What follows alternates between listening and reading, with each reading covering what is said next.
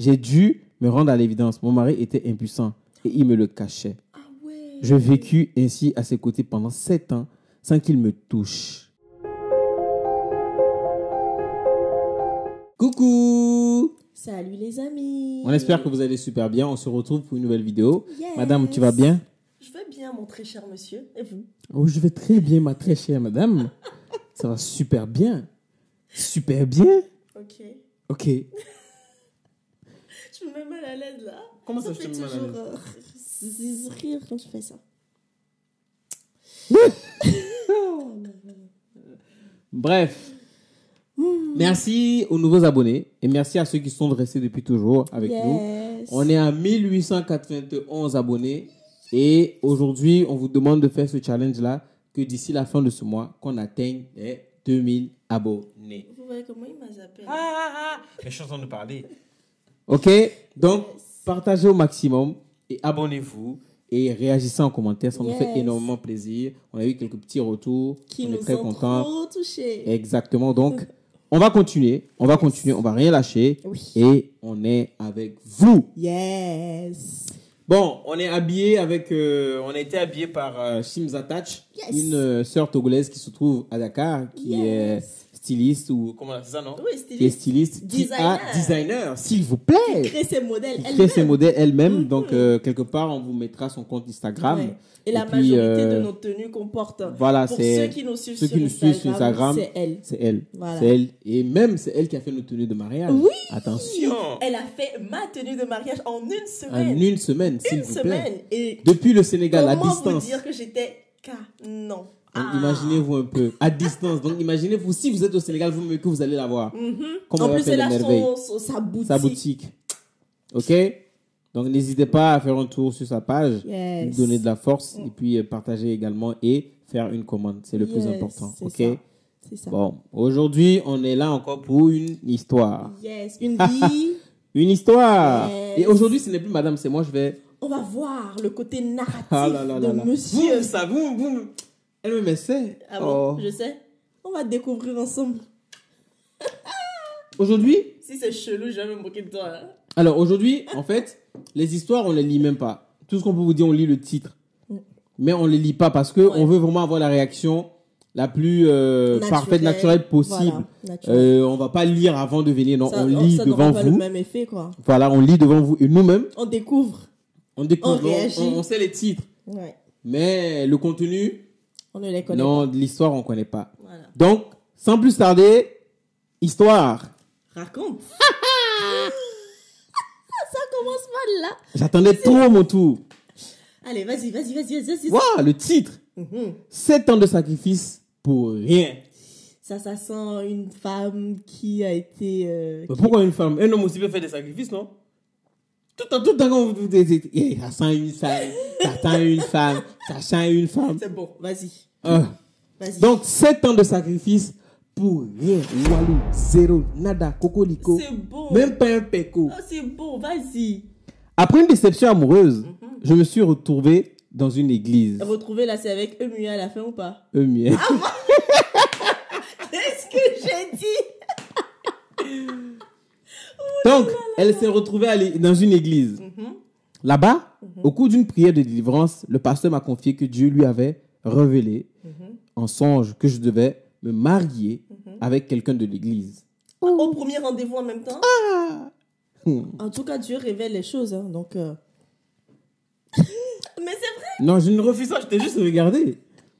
Je n'avais pas le choix. Pourtant, j'avais décidé de ne plus avoir affaire à aucun homme. En effet, j'avais été fiancé pendant 2 ans. Et un jour, celui qui allait devenir mon époux m'a annoncé qu'il partait se chercher en Europe parce que les affaires ne marchaient pas très fort ici. Oh, voilà pourquoi les gens n'aiment pas les relations à distance. Les gens, les relations à distance, vous partez et puis vous oubliez les gens. Hein? Mais... Il m'a promis qu'une fois installé, il me ferait venir là-bas et qu'il m'épouserait. Je l'ai cru parce que nous étions très amoureux l'un de l'autre. Lorsqu'il est parti, la première semaine, il m'a donné de ses nouvelles. Mais après, plus rien. Une semaine? Lui n'a même pas fait 2 mois ou 1 an avant de... Attends, je vais continuer. Non, mais c'est abusé comme 1 semaine. C'est qu'il attendait depuis, mais il savait pas comment le faire. Est-ce que tu sais quand tu arrives en Europe et que tu es dépaysé? Parfait. Toi, tu es arrivé en Europe avant Sandra, moi. on ne sait pas comment il est arrivé, dans quel genre de conditions. Non, mais une semaine. Sandra, Une laissons semaine. le bénéfice du doute. Oh non, On c'est va abusé. C'est continuer. qu'il voulait depuis. Mais il ne savait pas comment le dire. Ok, c'est ton point de vue. Je peux l'accepter et mon cœur est toujours ouvert. Bon, on continue. Si tu vas t'arrêter comme ça, on va pas finir ici. Hein. C'est mieux que moi, je narre l'histoire. Ah oui, c'est mieux parce que toi, réagis. à chaque une phrase, elle va réagir. Bon, bref, on continue. Donc, je relis la dernière phrase. Je l'ai cru parce que nous étions très amoureux l'un de l'autre. Ok. Lorsqu'il est parti, la première semaine, il m'a donné de ses nouvelles. Mais après, plus rien. J'ai espéré pendant 2 ans et finalement, je me suis rendu... 2 ans. Je me suis rendu à ce qui me semblait être une évidence. Ma pauvre. Il avait rencontré une autre femme. Non. J'ai décidé alors de rester seul. Comment elle a su? J'ai décidé alors de rester seul parce que faire confiance à un homme me semblait désormais impossible. On peut comprendre. Je peux lire. Non, je pense qu'elle va continuer à faire. Parce que je finis même par la phrase. Et là, les gens vont se perdre. Là. C'est bon. Tu vois? Mais ce que mon pasteur venait de porter à ma connaissance, c'était quand même autre chose. Réaliser l'œuvre de Dieu était mon leitmotiv. Et si Dieu me demandait de me marier avec quelqu'un de notre communauté, je ne pouvais pas désobéir. J'ai donc accepté de me marier avec mon frère en Christ. Attends, moi je veux juste dire quelque chose. C'est pas parce qu'une personne a une prophétie sur votre vie que vous devez l'accepter et puis comme ça, attacher ça et puis c'est fini. Vous avez le droit, vous avez la capacité d'aller devant Dieu et de demander à Dieu, est-ce que ce que la personne a dit, est-ce que c'est vrai? Est-ce que c'est ce que tu as prévu pour moi? C'est pas prendre la parole de la personne et puis dire, c'est bon, c'est fini, je fonctionne avec ça. Dieu même, il n'est pas comme ça. Il n'aime même pas qu'on soit comme ça. Il faut aller poser la question à Dieu. Il faut questionner Dieu. Est-ce que c'est vraiment ça? Le diable aussi parle. Hein? La prophétie, là, c'est pas seulement Dieu. Hein? Bref, vas-y. J'ai donc accepté de me marier avec mon frère en Christ, même si je n'avais pas oublié mon fiancé. Il m'arrivait de me demander s'il était encore vivant. Oula. Ce qui nous liait était très fort et je ne comprenais toujours pas pourquoi il m'avait abandonné. Avec mon frère en Christ, nous avons décidé de vivre dans la chasteté jusqu'au mariage. Amen. Il était très gentil et je crois que, contrairement à moi, lui, il m'aimait. Finalement, avec les conseils des uns et des autres, j'ai fini par me résigner car je prenais de l'âge. Nous sommes restés ensemble 8 mois avant de nous marier et mon nouveau fiancé n'avait jamais manifesté le désir d'avoir des relations sexuelles avec moi, ni même de m'embrasser. Souvent, je me disais même après le mariage, ou ça, je me disais que Dieu m'avait donné un bon mari pour me faire oublier celui qui m'avait rendue malheureuse. L'Église nous a aidés à organiser notre mariage. Ce fut une très belle cérémonie et nous avons passé de bons moments. Puis, nous sommes partis à Grand Bassam pour notre lune de miel. C'est en Côte d'Ivoire. Okay. Dans la suite nuptiale, cette nuit-là, j'avais envie de m'éclater, de faire l'amour avec mon époux et d'oublier le passé. J'ai fait moi-même le premier pas, mais mon mari était réticent. Nous nous sommes longuement embrassés, mais je suis resté sur ma faim parce qu'il n'a pas pu me faire l'amour, prétextant qu'il était trop fatigué. Le lendemain matin, je sens la douille. Je sens la douille. Mais je suis resté sur ma faim parce qu'il n'a pas pu me faire l'amour, prétextant qu'il était trop fatigué. Le lendemain matin, je suis revenu à la charge et sa réaction fut la même. Les jours qui suivirent, c'est bizarre. Chelou, hein? Les jours qui suivirent n'avaient rien changé. J'ai dû me rendre à l'évidence. Mon mari était impuissant et il me le cachait. Ah ouais. Je vécus ainsi à ses côtés pendant 7 ans sans qu'il me touche. Car... Purée. 7 ans. Je m'attendais à tout sauf ça. What? Ah, les gens vivent des choses, hein? 7 Les gens vivent des choses. 7 ans. 7 ans. C'est chaud, hein? Je continue. Mais moi, je dirais même qu'elle est quand même... Elle est aimante, tu vois? Parce que si Elle est restée fidèle. Elle est restée fidèle. 7 ans. sans Wow. avoir de relation sexuelle avec son mari. Waouh. Et sachant que le sexe joue un rôle important quand même. Ah ouais. Bref, je continue. Je supportais toutes sortes de critiques et injures de ses parents qui me traitaient de femme stérile. Oh. La belle famille. Oh. Incroyable. La belle famille. Ah, moi j'avais déjà oublié ce genre de choses. Hein. Regardez. C'est incroyable. Et le truc, c'est Incroyable. que l'homme ne va jamais oser dire que non, C'est lui, ce quoi. n'est pas... Mais il y a beaucoup de ce genre de cas-là. Beaucoup qui existent, hein, que ce soit en Afrique, en Europe, un peu partout. Et pour l'infertilité, on accuse toujours La femme. Toujours. Et en Afrique, c'est trop. Ne peut Et jamais l'homme ne avoir peut jamais avoir de problème. C'est incroyable. Bon, bref, on continue. Sinon, on va pas finir. On va s'énerver ici, nous, avant de terminer l'histoire. On va continuer. Pour eux, je n'étais qu'une profiteuse. Donc, je gardais le silence car je ne voulais pas exposer mon mari au sarcasme et aux autres moqueries. C'était le mari que Dieu m'avait donné et je l'acceptais tel qu'il était. J'ai donc vécu ainsi toutes ces années sans trahir son secret. Il s'occupait bien de moi. Cependant, nous faisons chambre à part. Nous Genre, c'était une cohabitation, quoi. Oui, quoi. Nous fréquentions toujours la même église. Un soir, alors que je faisais la cuisine, je reçois le coup de fil de ma petite sœur. Elle me demandait de venir d'urgence à la maison familiale. Quand je franchis le seuil du salon, je me retrouve nez à nez avec mon ex-fiancé. Oh! Après 7 ans. Rebelote. C'est-à-dire que... On continue. Il était encore plus beau. Oh là là là là. Il m'approcha et se mit à genoux pour me demander pardon. Je me sentais malheureuse. Même si j'affichais une certaine froideur, ma sœur m'a conseillé de l'écouter parce que, pour elle, il avait des raisons valables qui justifiaient toutes ces années de silence. Je lui ai donc fait signe de se relever et je l'ai longuement écouté. Il m'a expliqué que quelques jours après son arrivée en France, son tuteur, lui, avait été arrêté et emprisonné. Il ignorait que son bienfaiteur était un trafiquant de drogue. Malgré son innocence, il avait quand même passé 3 ans en prison. Quand il fut libéré, il lui fallut travailler très dur pour rattraper le temps perdu. Il jurait qu'il ne m'avait jamais oublié. Il était donc revenu pour m'épouser. Je l'ai laissé dans le salon de mes parents et je suis rentré chez moi Ça, sans c'est rien un dire. dilemme. Tu as vu, tu as commencé à juger. Je t'ai dit. Moi, j'ai un ami qui a eu ce cas là, quand il est arrivé. Tu te rappelles, tu connais. Et il a fait la prison dès qu'il est arrivé. Sans rien comprendre. On continue. C'est l'émotion. C'est l'émotion? Ok. C'est l'émotion. Ok. Donc, elle est rentrée chez elle sans rien lui dire. Je continue. J'étais très troublé et j'ai passé une nuit blanche à réfléchir à ce qui j'imagine. m'arrivait. Ah oui. Tôt le matin, mon ex-fiancé m'appela. Il voulait me rencontrer pour savoir si je tenais encore à lui. Que faire? Est-ce qu'il fallait trahir mon mari et aller vers lui? Et l'église dans tout ça? Non. Je ne pouvais pas non plus renoncer à cet amour, à cette deuxième chance, alors que Dieu m'avait donné un mari impuissant.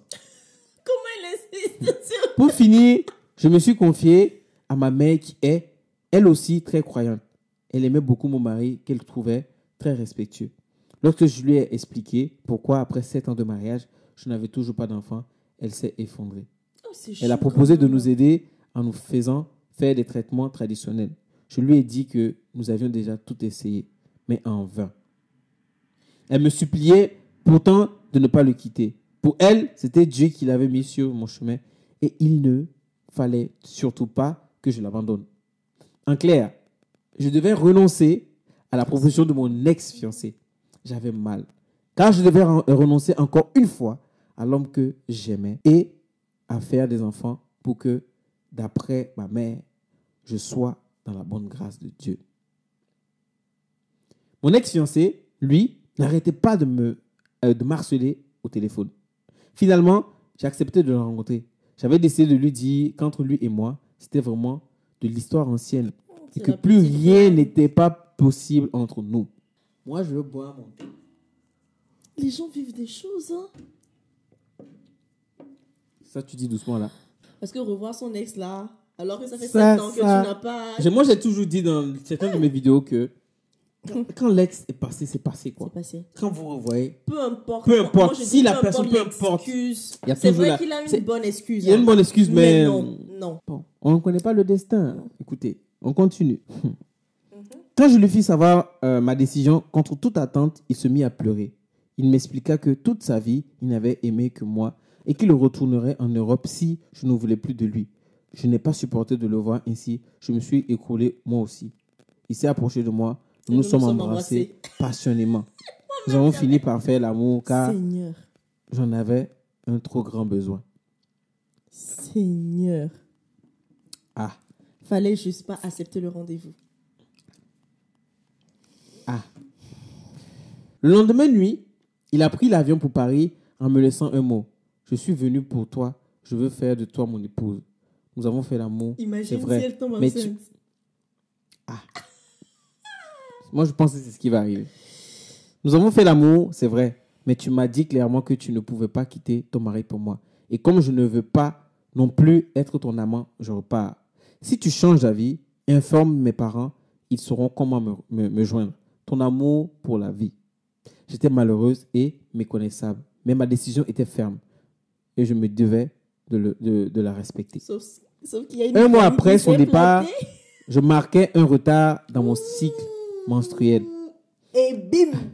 À l'hôpital, le médecin m'a informé que j'attendais un enfant. Que faire? Me débarrasser de l'enfant? Pas question. Alors, je décidai d'affronter mon mari.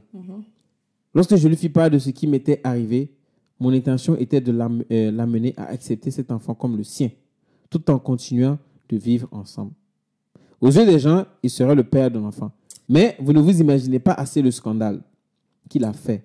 Il a informé toute sa famille, mes parents et l'église de mon infidélité. Tu vois, alors que lui, sa femme a pu cacher son impuissance durant des années et des années, juste pour préserver, lui, son comment je peux dire ça, sa masculinité, elle a préservé le secret. Mais parce que, je n'excuse pas ce qu'elle a fait, hein. Je n'excuse pas, mais aller vendre ta femme comme ça à tout le monde, l'église, tes parents, c'est abusé. C'est abusé, je trouve. C'est abusé. C'est abusé aussi. C'est Mais abusé. je pense que, mets-toi à sa place, quand même, pour Parfait. comprendre. Attends, comme tu dis, tu n'approuves pas ce qu'elle a fait. Mais tu trouves que lui aussi, il a exagéré. Mais attends, si tu n'approuves pas ce qu'elle a fait et que tu trouves que lui, il a exagéré, moi, je ne refuse pas. Mais accepte quand même que lui, dans sa position, est-ce que tu es dans sa place pour comprendre, pour ressentir le fait que sa femme a couché avec quelqu'un d'autre et que la femme est tombée enceinte, sachant que lui, il ne peut pas donner d'enfant. Ouais, c'est... Est-ce que tu peux comprendre ça aussi? Ouais. Ça, Ok. ça doit être un coup. Ok. Donc, si tu comprends ça, c'est bien. C'est chaud, hein? Il voulait me faire passer pour la mauvaise épouse qui avait trompé son mari et qui portait fièrement le fruit de son infidélité. Mais en soi, c'est ça? Cela, sans tenir compte de 7 années de ma vie que j'avais sacrifiées pour lui. Il m'a proposé d'avorter ou de quitter sa maison. J'ai quitté sa maison. Elle a quitté sa Elle l'a maison. quitté. Mais attends, En- elle-même, en vrai, elle a eu l'opportunité d'avoir un enfant. Elle Je va pense pas qu'elle va dire- pas. elle va pas dire qu'elle va- Et en plus, qu'elle va- moi, je ne suis pas d'accord aussi pour l'avortement. Hein. Si C'est tu as clair. la possibilité, si Dieu a fait grâce, bah, écoute, Tu gardes le bébé, quoi. c'est ça. Présentement, je suis en famille. Mon ex-fiancé a été informé de la situation. Il en est très heureux. J'ai divorcé. J'imagine. J'ai divorcé et je me remarie avec l'homme de ma vie dans Wow. 6 mois. Wow. J'aurais déjà accouché. Je pense que c'est ma situation actuelle qui ressemble plus à un cadeau de Dieu. Wow. Mon frère en Christ de Marie me demande de revenir vivre avec lui. Il dit regretter son acte. À votre avis? C'est la question. Moi, À je votre dirais avis? non. Je dirais non. Tu sais, des fois, on dit souvent, hein, le plan de Dieu ne peut pas être mauvais pour toi. Tu peux ne pas comprendre, premièrement, même si c'est un peu chelou. Mais à ce point, moi, je pense que Dieu ne peut pas donner un mari. Vous êtes en train de cheminer. Normalement, dans la période de cheminement, tu dois tout dire à ta fiancée. fiancée. Même l'église. Mais L'église. quel est le songe que moi, c'est le pasteur. Je pense que c'est le pasteur a dû connaître la situation du gars Du gars. Mais et désigner. c'est ça. Et comme il sait que les gens ça, quand c'est destiné, quand on dit que c'est Dieu, peu importe, tu dois supporter. C'est ça. Parce qu'on dit que avec Dieu aussi, tu traverses des épreuves. Mais quel est ce type d'épreuve qu'il faut que tu traverses? Est-ce qu'on va dire aussi que parce qu'elle a couché avec l'autre, elle a trompé, que l'enfant qui est venu, c'est pas Dieu qui a donné? Non, un enfant, c'est toujours Dieu qui donne. Ça, mais l'acte qu'elle a posé, c'est pas bien. Parce qu'on ne trompe pas, elle a rompu l'alliance qu'elle Moi, a je faite dirais avec tout simplement que c'était le chemin c'était son chemin. Non, pas aller coucher avec une autre personne dans le mariage. Ça, je ne suis pas d'accord. Dieu ne demande pas ça. Non, je refuse pas, mais je me dis que je ne sais pas pourquoi, mais je pense que c'était. Oui, on dit souvent que Dieu, il retrace le chemin. Tu vois, par exemple, un GPS, même quand tu perds le chemin, il te replace quand même à un niveau, forcément, où tu vas te retrouver. Dieu, il est comme ça. Tu peux avoir fauté au départ, ne pas avoir choisi la bonne personne, ne pas avoir suivi la bonne chose au départ, mais au final, il va te remettre sur le droit chemin. Mais par ce tact-là, non. Dans ce cas-là, tu penses que Dieu l'a remis sur le droit chemin? Selon tes... Non, dis. Non, mais je sais pas. Personne ne peut savoir. Ça, mais en tout cas, les deux, Moi, ce que les deux n'ont pas bien fait. L'homme n'a pas bien fait parce que tu peux pas mentir. Parce que ça, c'est un mensonge. C'est un mensonge, tout à fait. Tu as menti parce qu'il était au courant. C'est ça. Il le savait très bien. Il le savait très bien, mais il l'a caché. Mais comme il y a vivre sans faire vœu de chasteté, vivre dans la chasteté, donc là, il sait qu'il n'a pas l'opportunité de démontrer, de dévoiler ça. C'est pour ça qu'il y a certaines personnes qui disent que non, eux préfèrent goûter avant de marier. Tu te plais, on est en train de parler. Il y a certaines personnes qui disent ça. Mais c'est pas bien. Attends, on sait que c'est pas bien. Oui. Selon la doctrine chrétienne. Selon Dieu. Selon Dieu. Voilà. Chrétienne, c'est Dieu, c'est pas... Attends. Selon la doctrine chrétienne, normalement, c'est après le mariage que tu découvres ton conjoint ou ta conjointe. Tu comprends? Mais les gens, face à ces genres de situations, ils décident de goûter avant. J'ai pas encore fini. Arrête d'être sur le truc pour bondir. Okay. Ils décident de goûter. Maintenant, le truc, c'est quoi? C'est que si aujourd'hui, maintenant, là, s'ils ne goûtent pas, par exemple, comment on appelle qu'est-ce que je voulais dire? Le fruit défendu? Non, c'est pas ça. Ce que je veux dire, c'est que vu que maintenant, aujourd'hui, on a ce genre de situation, beaucoup de gens entendent ces genres d'histoires et se disent qu'ils ne veulent pas se faire avoir. Tu comprends? C'est ça le truc, ils ne veulent pas se faire avoir. Mais moi, je dis que les personnes qui sont impuissantes, que ce soit l'homme ou la femme, des fois, la femme ne le sait pas. Parce que tu peux avoir ton cycle, normalement, mais ne pas avoir, qu'on appelle là... Ah, stérile, tu veux dire? Stérile. Ah, ok. Voilà, tu vois, non, bon, stérile, bah, la femme, on ne peut pas sentir l'impuissance de la femme. C'est chez l'homme, plus on sent l'impuissance parce qu'il n'y a pas d'érection, tu vois. L'homme, lui, il sait. Il ne peut pas dire qu'il ne sait pas. Lui, il sait. Tu vois? Mais la femme peut ne pas savoir qu'elle ne peut pas porter un enfant, tu vois. Ouais. C'est peut-être au fur et à mesure qu'elle va s'en rendre compte, bon, finalement, elle va faire le test. Mais l'homme le sait. Pourquoi ne pas... C'est ça. Mais attention, il faut aussi dire les choses parce qu'aujourd'hui, la société se moque des hommes qui sont impuissants. C'est ce symbole de virilité, en fait, qui fait qu'il y a beaucoup d'hommes. C'est une maladie. Il y a certaines personnes, ça a été une maladie, mais qui a été soignée. Il y a des gens qui avaient fait un suivi, et après, qui ont été soignés. Mais vu que les gens, même, en tant qu'hommes, on a même honte de dire à un autre homme, oui, je suis impuissant. Tu dis ça, il peut se moquer de toi. Ouais. Donc, je pense que la société a fait que, voilà. Maintenant, les gens ont peur. Même les femmes même ont rendu l'homme plus viril. Je veux un homme qui a une érection. S'il n'a pas d'érection, c'est quoi cet homme-là? En fait, voilà. C'est la société qui a fait ainsi. Mais donc, il a voulu, je pense que si voilà. Et beaucoup de gens le cachent. Ils ont honte de ça. Mais ça n'excuse pas le fait qu'il faut cacher. C'est ça. Parce que tôt ou tard, tu caches, tu rentres dans le mariage, ça va se savoir. Parce qu'à un moment donné, la femme va vouloir dire, attends, mon mari, depuis on a fait mariage, maintenant tout est libre, on peut faire comme on veut. Tu ne veux pas faire. Trop, c'est trop. Elle ne va pas accepter ça. Donc, tu vois, c'est ça le truc. Mais là, elle a fait le choix de sortir de là. Parce que déjà, quand sa famille la traitait de femme stérile, et en plus, quand elle a découché, Elle a trompé. Bon, elle a dit, le gars, voilà, il a réagi et tout de suite, il a sali son nom. Pourtant, il savait très bien qu'elle pouvait aussi également dire. Mais elle l'a pas, jusque-là, elle n'a pas dit qu'elle a dévoilé son secret.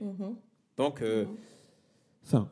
Après, tu vois. Qu'est-ce qu'elle va faire? Moi, je pense qu'elle a fait son choix, hein, donc il n'y a rien à dire. De toute façon, il n'y a rien à dire. Elle ne va pas revenir vers un homme où déjà elle n'était pas heureuse, de deux. Rien ne pourra jamais... Qu'est-ce que tu en sais? Tu vas arriver ton enfant là-bas, le gars, il va aimer ton enfant. C'est ça. Là. Tu vois, moi je veux prendre l'exemple de la dame du coup. Tu vois, elle était dans une situation avec son ex et tout. Son cœur n'était pas encore guéri. Ouais, mais dès qu'elle a entendu parler, Dieu a dit, bah, en même temps, 8 mois pour rentrer dans le mariage. Moi, je trouve que c'est pas long, quoi.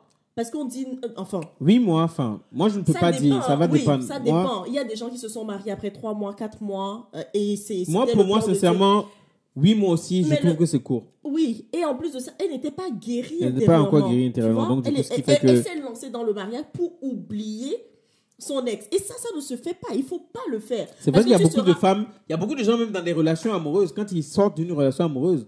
Et tellement elles sont choquées, elles n'arrivent pas à oublier, elles veulent rentrer dans une autre relation pensant qu'elles vont oublier. Mais c'est pas comme ça. Quand le cœur n'est pas guéri, il ne faut pas sauter. C'est ça. Il faut step by step. C'est ça.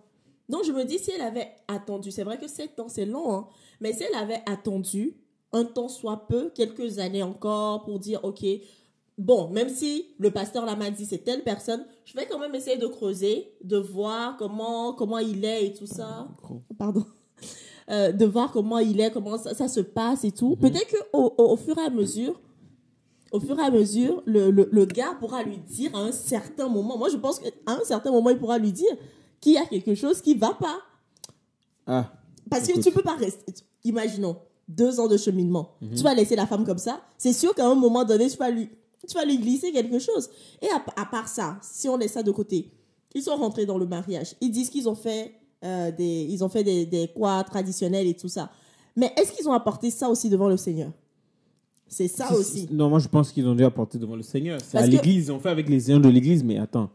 Tu sais, il y a les gens de l'église, est-ce que toi-même tu peux faire?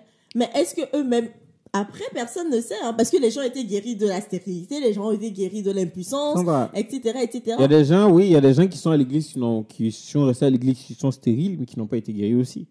Donc, tu ne sais pas quel est le destin de Dieu pour toi. Tu comprends? Donc, l'enfant qui est né, ça aussi, Dieu, il a un plan pour cet enfant-là. Oui, ça, je voilà, ne donc pas. OK. Donc, il faut accepter aussi que l'enfant qui est né là-bas, si Dieu a décidé que ce soit né là-bas et que ça se fasse comme ça, non, moi, ça se passe comme ça, non. OK. Le moyen, non. Très bien. Je ne suis pas... Je l'accepte. Ouais. Je l'accepte. Je l'accepte. Mais pour répondre à sa question... Non, elle ne peut pas retourner avec son ex-mari, soi-disant parce qu'il demande pardon et tout ça. Elle a fait son choix, c'est tout. Il n'y a plus à faire marche arrière, point. C'est tout. Elle assume, elle est mariée, elle a l'enfant et puis c'est fini, quoi. Il n'y a plus à en faire marche arrière. C'est ça. Chers amis, en tout cas, voilà, c'est la fin. Merci c'est une histoire jusqu'à la fin, hein. Qui passionne. On peut faire un débat, on peut parler pendant longtemps. Mais bon, on va s'arrêter là. Les 3 histoires même, je trouve que c'est celle-là qui on va s'arrêter là. Et puis, on vous laisse réagir en commentaire. Dites-nous ce que vous pensez. Et on a besoin de vous. Comme je disais au départ, on veut atteindre les 2000 abonnés. Et juste d'ici la fin de ce mois. Donc, du coup, manifestez-vous. Partagez au maximum. Et on se dit à la prochaine.